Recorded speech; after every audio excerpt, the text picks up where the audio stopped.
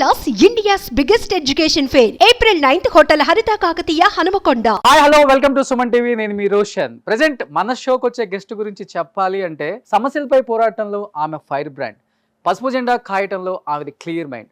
ఆమెతో వారంటే అది వన్ సైడే. సీఎం స్థాయి నుంచి వైసీపీ కార్యకర్త వరకు ఎవరినైనా ఎదిరిస్తూ తెలుగు రాష్ట్రాలలో ముఖ్యంగా ఫైర్ బ్రాండ్గా నిలిచిన మాజీ ఎమ్మెల్యే అండ్ టీడీపీ మహిళా అధ్యక్షురాలు వంగల్పూడి అనిత గారు with me an exclusive interview with Suman TV. Please welcome.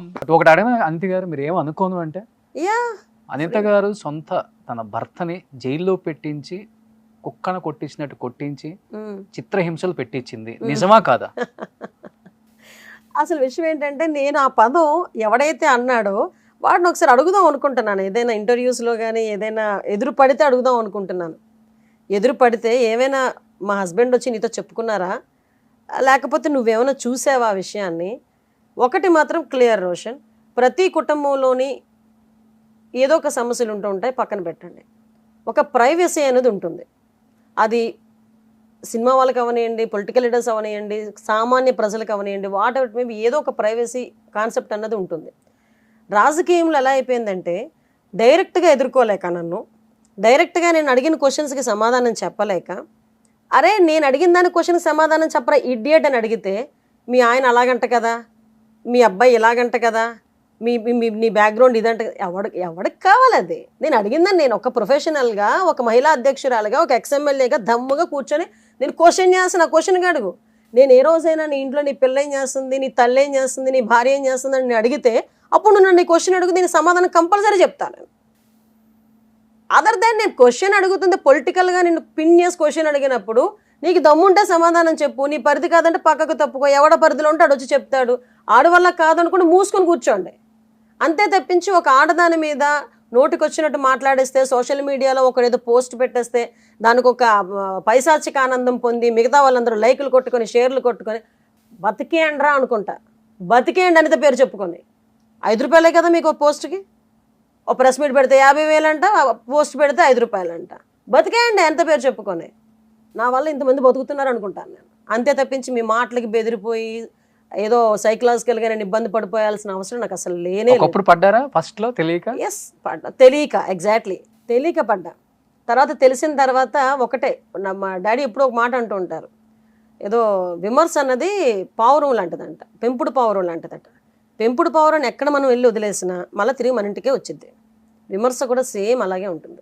ఫస్ట్లో భయపడలేదు అనిత గారు? అమ్మ కానీ నాన్న కానీ హస్బెండ్ కానీ ఈ రాజకీయాలు చూసిన తర్వాత నీకు ఎందుకమ్మా అవసరమా, నీకు మంచిగా చదువుకుందాం, ఎక్కడన్నా మంచి జాబ్ చేసుకోవచ్చు. నేను పాలిటిక్స్లోకి వచ్చేటప్పుడు నాన్న భయపడ్డారు, బట్ ఆయనకి నా ప్యాషన్ గురించి తెలుసు.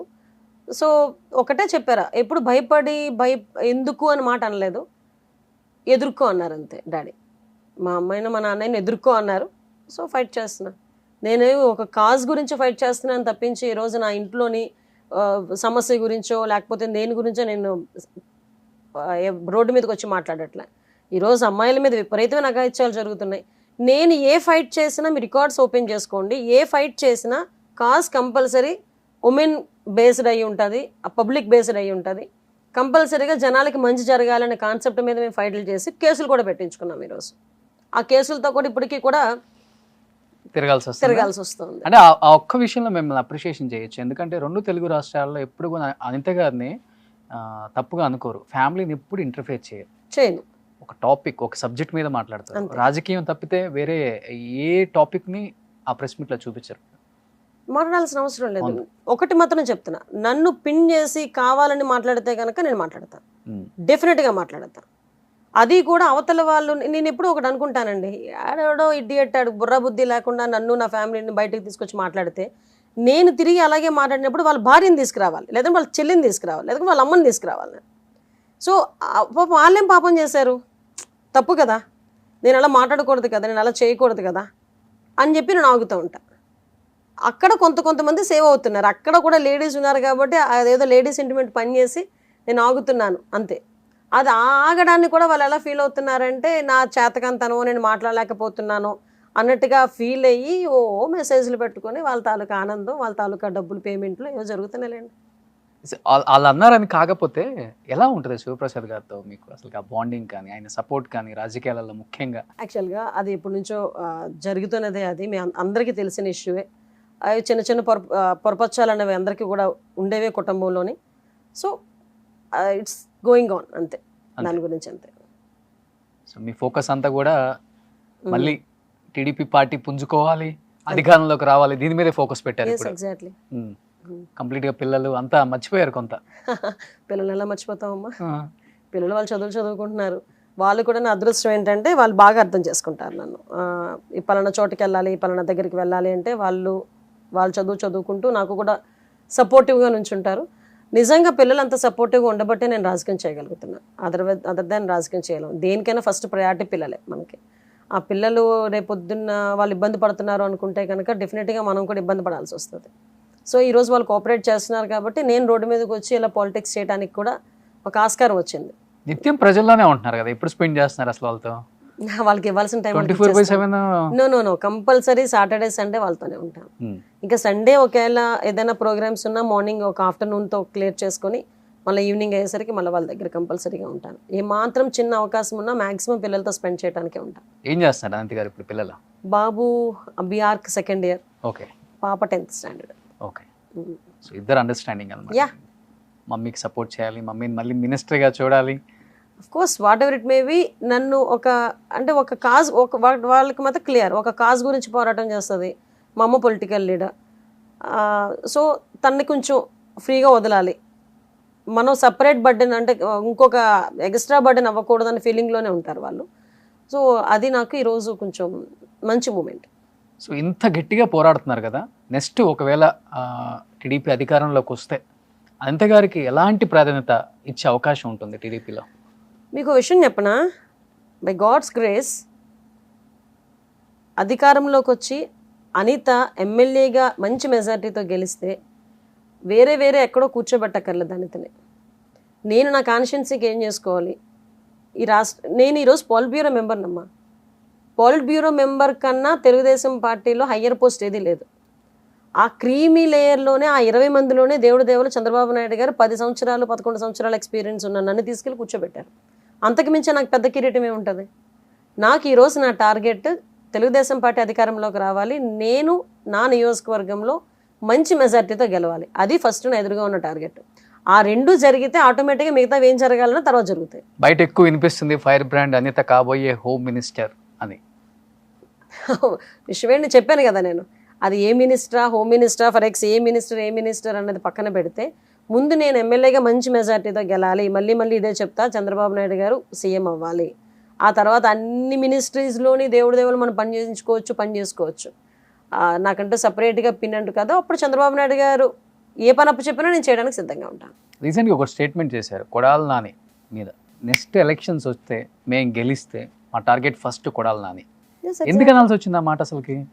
రాజకీయాలు ఎన్నైనా మాట్లాడుకోవచ్చండి, రాజకీయ విమర్శలు ఎన్నైనా చేసుకోవచ్చు. తల్లి లాంటి ఆడవాళ్ళని నోటుకొచ్చినట్టు మాట్లాడితే వాళ్ళకి పుట్టుకతులు ఉండవు.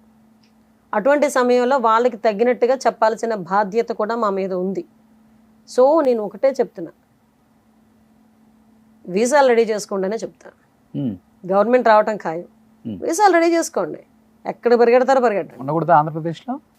ఉండండి, ధైర్యం ఉంటే ఉండండి. మీరు మాట్లాడిన మాటలు తప్పు లేదని మీకు అనిపిస్తే ఉండండి. మేము చేయాల్సిన పని మేము చేసుకుంటాం. డైలీ 3rd డిగ్రీ ఉంటుంది ఏమన్నా? 3rd డిగ్రీ ఉంటుందో 5th డిగ్రీ ఉంటుందో, ఏదో ఒక డిగ్రీ అయితే ఉంటుంది కంపల్సరీగా. తప్పు చేసినోడికి శిక్ష పడాల్సిన అవసరం ఉంది, పడాలి. నోటుకొచ్చినట్టు అధికారం ఉంది కదా, నోటుకొచ్చినట్టు మాట్లాడేద్దామంటే అవ్వదు కదా. ఇది ప్రజాస్వామ్యం. ఈరోజు నువ్వు అధికారంలో ఉండొచ్చు, రేపొద్దు నేను అధికారంలో ఉండొచ్చు, రేపొద్దున మీరు అధికారంలో ఉండొచ్చు. ఎవరు అధికారంలో ఉన్నా కూడా మనం ఆ విలువలకు తగ్గట్టు వెళ్ళాలి అనుకోవాలి తప్పించి ఎవడో ప్రశంసలు అందుకోవటానికి నోటుకొచ్చినట్టు మాట్లాడేస్తే ఇలాగే ఉంటుంది. అంటే రాజకీయాలలో మేము వస్తే మీ అంత చూస్తాం, వాళ్ళు వస్తే మీ అంత చూస్తారు. ఇది నేను 2వ విన్నానబ్బా ఈ క్వశ్చన్. చాలా మంది ఇదే అడుగుతారు, మేడం మీరు వస్తే చేస్తారు అంతేగాని ప్రజా సంక్షేమాన్ని గాలికి వదిలేస్తారా? ఇంకా ఆ మాట అనలేదు మీరు, ఇంకా నా అదృష్టం. నేనేమంటానంటే 24 గంటలు రాడ్లు కత్తులు కటార్లు పోలీసులు పట్టుకొని మేము తిరగం. జరగాల్సిన పని జరగాల్సిన టైంలో జరుగుతూ ఉంటుంది ఏదైనా. మిగతా ప్రజా సంక్షేమ పనులు జరుగుతూనే ఉంటాయి. ఓకే, ఇది ఒక వ్యవస్థ. దానికి దీనికి సంబంధం లేదు. కాకపోతే మేమనేది ఏంటంటే, ఈరోజు మీరు నమ్మరమ్మా, మీరు ఈ మాట మాట్లాడేటప్పుడు ఒక్కసారి గురజాల దగ్గర అనుకుంటా మా కార్యకర్త జై జగన్ అను నిన్ను వదిలేస్తానని చెప్పి పీక పట్టుకుని కత్తి పట్టుకుని కూర్చున్నాడు. నేను జై జగన్ అన్ను, నేను జై చంద్రబాబు నాయుడు అంటాను అని చెప్పి జై చంద్రబాబు నాయుడు, జై తెలుగుదేశం అంటే పీక్కొస్తారు. చెప్పండి ఇప్పుడు ఏం చేయమంటారు మమ్మల్ని? అవన్నీ కూడా పక్కన పెట్టేసి ప్రజా సంక్షేమమే మా ఆయుధం అని చెప్పేసి రోడ్ల మీదకి వచ్చేయమంటారా? అలా చేసిన వాళ్ళందరినీ ఏం చేయాలంటారు మరి? మేము తిరిగి వాళ్ళకి రివెంజ్ కాదు, వాళ్ళకి శిక్ష పడొద్దా? ఈరోజు ఎంతమంది తెలుగుదేశం పార్టీ కార్యకర్తల మీద ఇళ్ల మీదకి వచ్చి దాడులు చేస్తున్నారు, తెలుగుదేశం పార్టీ కార్యాలయాన్ని చెదగొట్టారు. చంద్రబాబు నాయుడు గారి మీద వైజాగ్లో ఎయిర్పోర్ట్లో నాగి రాళ్ళును ఏవో ఇసరడానికి కూడా రెడీ అయ్యారు. అంటే వీళ్ళు చేస్తున్న అరాచకాలని మేము చూస్తూ మా టర్మ్ వచ్చేసరికి మేము మంచోళ్ళలాగా, సాధు జంతువుల్లాగా, శ్రీరామచంద్రుల్లాగా మేము కూర్చొని మారిపోవాలంటే అవ్వదు. ఆ టైం డెఫినెట్గా లెక్కలు తేల్చాలి. తేల్చకపోతే ఎలా భయం ఉంటుంది? కార్యకర్తకి నమ్మకం అమ్మా, అది రివెంజ్ అవన్నీ పక్కన పెట్టండి. వాడికి ఏదో మేము చేస్తామో ఏమైనా కాదు, కార్యకర్తకి భరోసా కల్పించాలి. ఈరోజు తెలుగుదేశం పార్టీ ఇంత క్రైసిస్లో కూడా 23 అసెంబ్లీ స్థానాలకి పరిమితమైన తర్వాత కూడా వితిన్ 3 years 4 yearsలో ఈ మేరకు బయటకు వచ్చిందంటే తెలుగుదేశం పార్టీ కార్యకర్త తాలూకా కృషి. ఇదంతా తెలుగుదేశం పార్టీ కార్యకర్త తాలూకా ఒక రకంగా చెప్పాలంటే వాళ్ళు చాలా త్యాగాలు చేస్తున్నారు. ఎన్ని బిల్స్ ఆగిపోయినాయి, ఎన్ని వర్కులు చేసిన బిల్స్ ఆగిపోయి కోట్లు నష్టం వచ్చినా కూడా తెలుగుదేశం పార్టీని ఒక్క మాట అనకుండా మళ్ళా జెండా పట్టుకుని రోడ్డు మీదకి వచ్చి తెలుగుదేశం పార్టీ పాటుపడడానికి కృషి చేస్తున్నాడు తెలుగుదేశం పార్టీ కార్యకర్త. ఈరోజు వాడి మీద ఎన్ని కేసులు పెట్టినా కూడా కేసే కదా పెట్టాడు, జైలుకే కదా వెళ్తున్నాను అని జైలుకి వెళ్ళి వచ్చిన నెక్స్ట్ మినిట్ మళ్ళీ జెండా పట్టుకొని రోడ్డు మీదకి వచ్చి యాజిటేషన్ చేయడానికి రోడ్డు మీద కూర్చున్న కార్యకర్త తెలుగుదేశం పార్టీ కార్యకర్త. వాడి ఇంటి మీదకి వచ్చి వాడి ఇంట్లో ఉన్న ఆడవాళ్ళని కూడా నోటుకొచ్చిన తిట్టినా కూడా మా గవర్నమెంట్ వచ్చినప్పుడు మేము చూసుకుంటాంలే, ఈరోజు మేమేమీ చేయలేము, పోలీసులు అక్రమంగా కేసులు పెడుతున్నా కూడా పోలీస్ స్టేషన్కి వెళ్ళి సంతకం పెట్టి రోడ్డు మీదకి వచ్చి మళ్ళీ జెండా పట్టుకొని కూర్చుంటున్నాడు తెలుగుదేశం పార్టీ కార్యకర్త. ఆ కార్యకర్తకి భరోసా కల్పించాలి అంటే ఈ లెక్కలన్నీ కంపల్సరీగా తేల్చాలి. తేల్చకపోతే రేపు పొద్దున్న కార్యకర్తకి భరోసా ఎలా వచ్చింది? కార్యకర్తను ఎవడు కాపాడుకుంటాడు? ఏ కార్యకర్తకు మేమైనా జీతం ఇస్తున్నామా? కార్యకర్తకు మేమేమైనా ఇది చేసుకోండి అని మేమైనా చెప్తున్నామా? ఈరోజు జెండా కూడా తనే కొనుక్కుంటాడు, పసుపు చొక్కా వేసుకుంటాడు, రోడ్డు మీదకి వస్తాడు, కాళ్ళకి చెప్పులు ఉన్నాయో లేదో చూసుకోడు. చంద్రబాబు నాయుడు గారు విజయవాడలో కూర్చున్న, హైదరాబాద్లో ఉన్న ఒక మాట చెప్తే రోడ్డు మీదకి వచ్చి అడ్డగా బస్సు గడ్డగా కూర్చోమంటే బస్సు గడ్డగా కూర్చుంటాడు, ట్రైన్ కడ్డగా కూర్చోమంటే ట్రైన్ కడ్డగా కూర్చుంటాడు, రోడ్డు మీద కూర్చోమంటే రోడ్డు మీద కూర్చుంటాడు, జలయజ్ఞం చేయడానికి చెరువుల దగ్గర అంటే చెరువులో దిగుతాడు, పోలీస్ స్టేషన్కి వెళ్ళి ముట్టడిద్దామంటే పోలీస్ స్టేషన్కి వస్తాడు. మేమేం డబ్బులు ఇవ్వమే?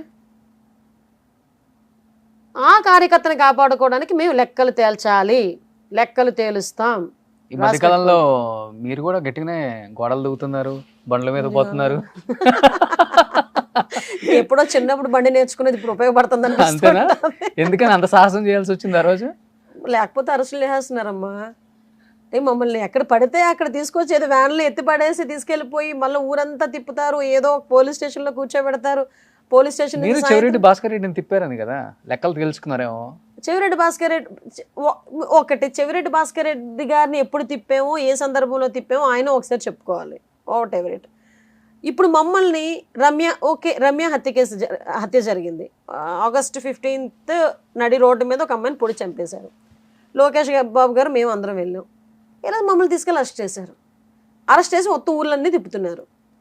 మళ్ళీ ఈ నెక్స్ట్ హౌస్ అరెస్ట్లు ఎప్పుడు జరిగినా కూడా మ్యాక్సిమం ఒక మైనింగ్ ఇష్యూ మీద ఒక కమిటీ ఏర్పాటు చేశారు, 10 మంది కమిటీ ఏర్పాటు చేశారు. ఆ కమిటీ పరంగా ఆ మైనింగ్ దగ్గరికి మేము వెళ్ళడానికి అని చెప్పి మాట్లాడితే మమ్మల్ని ముందు అరెస్టులు చేస్తున్నారు. ఆ తప్పించుకుని వెళ్ళే క్రమంలో బండి మీద వెళ్ళాల్సి వచ్చింది. ఒకసారి విజయ్ నిరాహార దీక్ష చేస్తుంటే చింతకాయల విజయ్, అక్కడికి నేను వెళ్ళడానికి కూడా మమ్మల్ని వెళ్ళనివ్వట్లే.